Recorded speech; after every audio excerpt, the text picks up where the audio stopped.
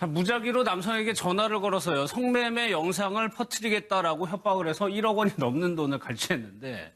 그러니까 이게 보이스피싱이나 마찬가지인 건데요. 한국 남성들한테 전화를 해서 당신이 성매매한 당시의 영상을 내가 가지고 있다. 예. 당장 돈을 보내지 않으면 이걸 가족과 지인들에게 뿌리겠다라고 이야기를 한 겁니다. 500만 원에서 700만 원 정도 요구를 했다고 하고요. 그런데 전화를 받은 남성들이 실제로 동영상이 있는지 없는지, 전화를 한 사람이 누군지 전혀 어떤 것도 확인을 하지 않고 그냥 영상을 가지고 있다 한마디에 22명이나 돈을 보냈습니다. 그러니까 상대방은 그 영상이 있는지 없는지 모르는 상태에서 돈을 보냈다는 거예요. 500에서 700만 원을. 그러니까요. 그렇게 지금 경찰은 심지어 이 동영상이 실제로 존재조차 안 하고 있는 걸로 보고 있거든요. 수사를 하고 있긴 하지만 잠정적으로는 그렇게 보고 있는데, 그러니까 무작위로 한국 남성 20 몇 명에게 전화를 해서 동영상이 있으니까 돈 보내라고 했더니 22명이나 즉각 돈을 보낸 거죠. 그렇게 해서 22명한테 뺏은 돈이 1억 1,200만 원이나 된다고 합니다.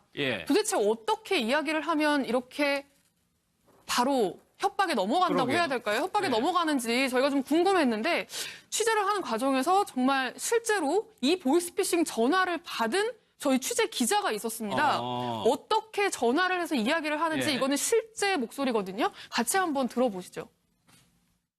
검범 기자님 맞으신가요? 라는 오피스텔 오셔갖고 라는 아가씨를 이렇게 성매매 하시는 영상까지 지금 촬영되신 거예요?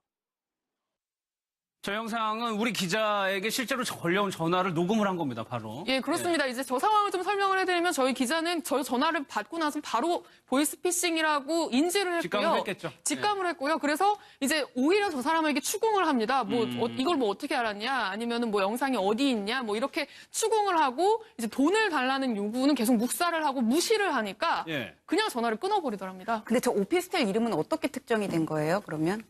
저희가 알고 있는 정보가 있겠죠, 그거 관련해가지고.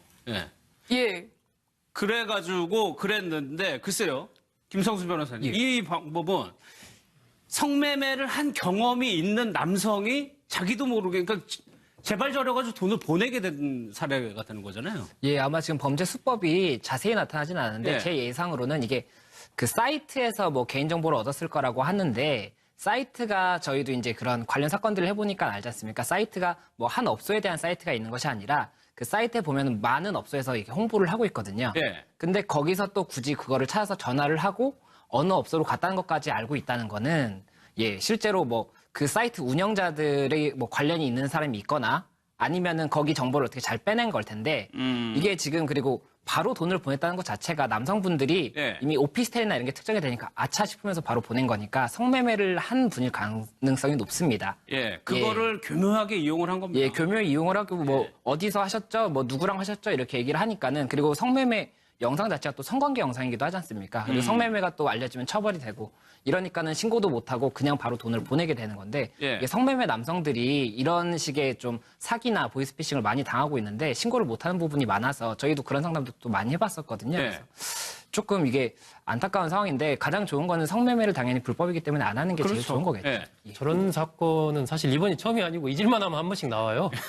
잊을만 하면 한 번씩 나오는 건데, 그러니까 이번 같은 경우도 중국 그 보이스피싱 조직이 그러니까 22명한테 딱 보낸 게 아니고 그 사이트에 성 관련된 사이트에 접속한 이 남성들 연락처가 있는 사람은 다 했겠죠. 굉장히 많은 걸 보낸 거죠. 36회에 걸쳐서 굉장히 많은 숫자를 보냈고, 그 중에 22명이 이제 돈을 거기다 보낸 거죠. 그래서 과연 이제 그 22명이 실제로 어떤 성매매를 했는지 아니면은 어떤 식이든 이렇게 좀 머리 아플 것 같다 해서 그냥 돈을 보낸 건지, 그건 우리가 알 수는 없지만 어쨌건 저런 류의 사건은 1년에 잊을만 하면 한두 번씩은 꼭 나오는 것 같아요. 무작위로 보냈지만 그 중에 이렇게 해서 돈을, 이번에는 1억 1,200만 원이었지만 전에는 훨씬 더 많은 금액이었던 걸로 제가 기억하는데, 그러니까 그 정도로 어떻게 보면 우리 사회의 저런 이 성과 관련된, 성매매와 관련된 음성화 현상이 굉장히 뿌리가 깊다라는 것을 또 이제 보여주는 하나의 장면이죠.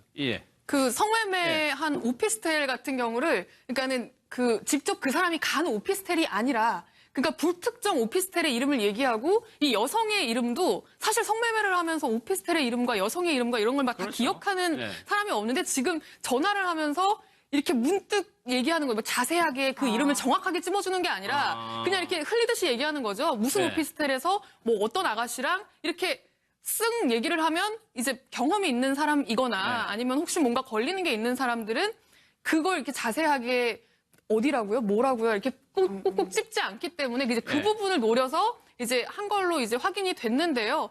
실제로 경찰한테 보통 저런 전화를 받으면 그럼 어떻게 해야 되냐라고 물어봤더니 그냥 무시하는 게 상책이라고 합니다.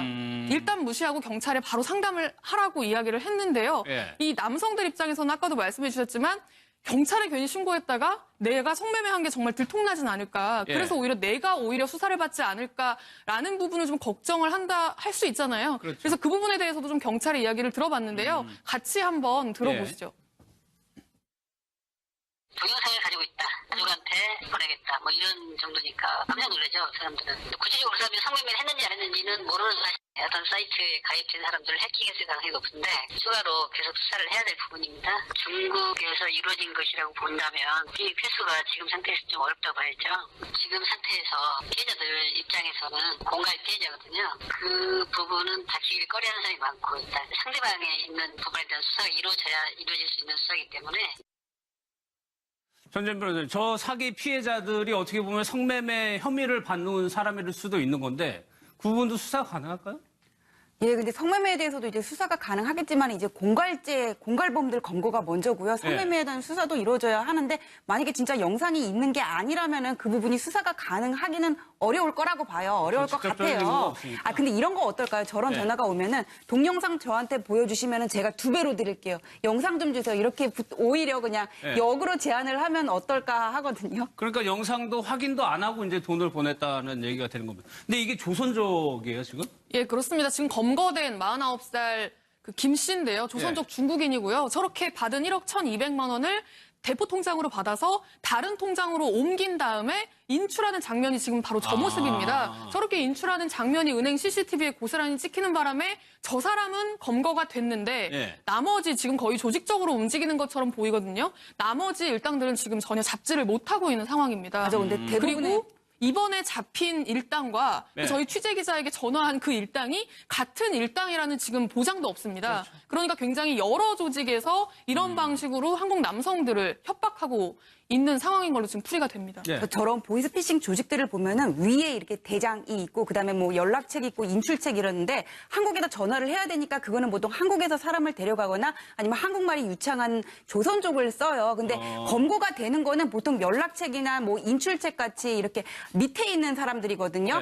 돈 준다 그래가지고 거기서 유인되게 들어간. 근데 저런 사람들은 검거가 된다고 하더라도 뭐 중국에서 뭐 어떤 숙식 제공 정도는 받을 수 있지만 사실 돈이 없어요. 그래서 피해자들이 저 금원을 회복할 방법이 없고 더군다나 저런 수뇌부들은 조직의 그런 대장급들 있잖아요. 수개들은 또 중국에 있기 때문에 이 인출책들을 단서로 해가지고는 근거지가 어딘지 누구인지 이런 것들을 밝혀내야 되는데 사실 이런 인출책들은 잘 모르고 있는 경우들이 또 많아요. 그리고 또 우리나라 경찰이 중국에 가가지고 이 사람들을 검거해 온다. 이거는 중국에 대한 사법권 침해가 돼가지고 공안과의 협조도 필요하기 때문에 이 부분은 상당히 어렵죠. 그렇죠. 그래서 계속 중국에서 보이스피싱이 좀 기승을 부리는 것 같습니다.